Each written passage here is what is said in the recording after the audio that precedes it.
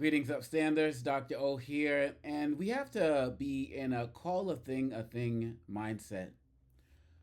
Mahmoud Khalil was kidnapped. Period. Bottom line. And if you haven't been following the story, this is the Columbia University student who was taken by ICE and shipped off to Louisiana.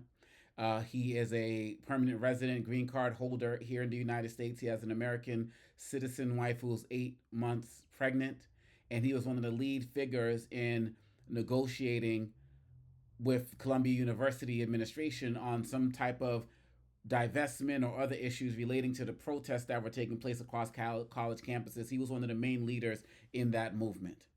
And ICE agents rolled up to him at his crib and took him. They said they took him because he was violating, because he had protested and, that's against the law and so on and so forth. Or no, they said his student visa expired. And his wife said it's not about the student visa because he's a resident and went and got the green card. The guys, agents called somebody and said your green card's gone too. That's not how it's supposed to happen. And they took him from New York and shipped him down in Louisiana and were about to deport him somewhere, who knows where, Guantanamo, Syria, where he was actually born. Like where we don't know where they're going to deport him until the judge blocked this. So we don't know what's going to happen with this blockade from the judge. But this is kidnapping.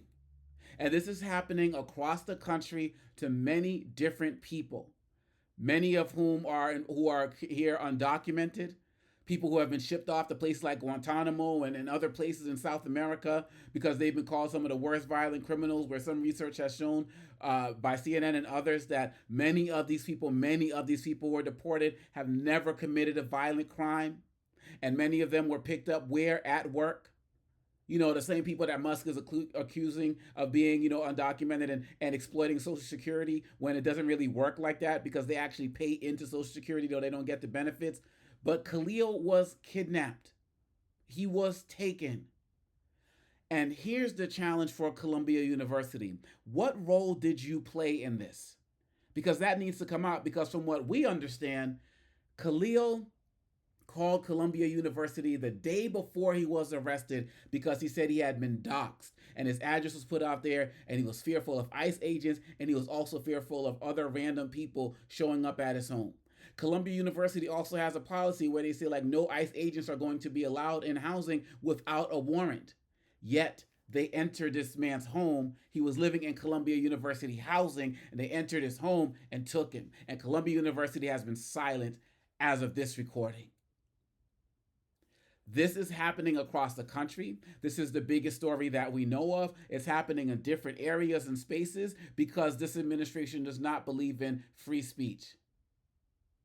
Even if, which he was not, even if Khalil was the most pro-Hamas, rah-rah dude, it's free speech. No violence acts was, but that was not who he was. He was the person who was out there. I'm not gonna say he was because he's still alive. He's the person who has said that peace for Palestinians, peace for Jewish people makes everybody safe.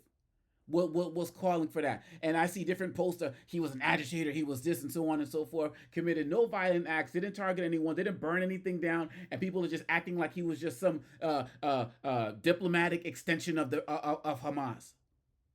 Are y'all gonna stand up for this, America? Because again, you can't be next. We know the Niemöller quotation. They came for the unionists, the trade. They came for the socialists. They came for the Jews. And I didn't say anything. Then nobody came for. Then they came for me, and nobody was there for me. This is what's happening, and so I'm so grateful to see the instant and automatic protest to free this man. You all know one of my biggest critiques, particularly as it relates to the issues relating to Free Palestine, is that once Trump got in, it's like everything stopped. For various reasons, for fear, for so on and so forth. And the fact that it took this to hopefully spark people again to continue to do this, it needs to happen. Because just like with Black Lives Matter, right? A lot of the people who did violent things and, burned trash cans and a lot of stuff like that, those were the guys who weren't part of the protests, weren't part of the organizations, showed up in masks, threw rocks, hid their hands, and all that other type of stuff. Most of the Black Lives Matter activists were peaceful. Most of the people who were fighting for Free Palestine on these campuses were peaceful people. I said most. I didn't say all. But the fact of the matter is that Trump is using this as a way to target people that basically he doesn't like or will speak out against things he doesn't like, and is encouraging other students to snitch on each other and the like. This is destroying America. There are real processes that can be used for people who commit acts of violence or commit acts of civil disobedience, etc., etc. And Khalil deserves better. And I'm not a doctor, but I can imagine that the stress of an 8-month pregnant woman of seeing her husband get kidnapped could have stress on her newborn. This is barbaric. This is savage. This is what dictators do. My parents are Congolese, grew up under Mobutu and his regime, and we saw what happened there. Almost killed my father and imprisoned him. I've been to almost 30 countries. I've seen these tactics. So look, at the end of the day, many people in this country have been kidnapped under the Trump administration. People are disappearing. They're being shipped to different countries. They're being put in, let's just call it what they are, concentration camps. Forget detention centers, they're concentration camps. And just like Trump said, there's going to be more to come. And even if Mahmoud Khalil is free of all charges, gets to go home to his family and so on and so forth, the trauma has already been induced. The trauma for him, the trauma for his wife, the trauma that could transfer into a newborn child, the other people who live in those houses.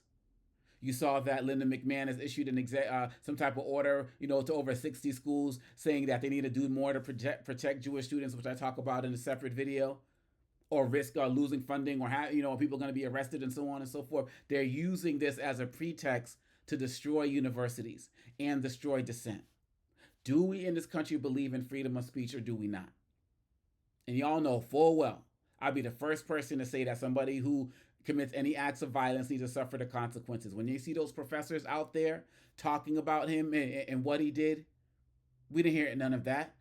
And we weren't there. They talked about it. They lived it. They saw it. My hope is that not only that he's free, but these protests that are out there, and I don't think Trump anticipated this.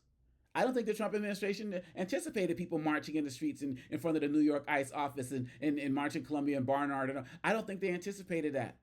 This is the time for Americans to be not afraid. This is the time for, if you're in the United States and you're not American, to be not afraid. Because there are people who are willing to stand with you. You have to be able to speak up. And look, I know everybody has different challenges. I get it. But as Dr. King said, the time is always right to do right. We have to call what this government is doing what it is. This isn't deportation. People are going through a process. Things expire and so on and so forth.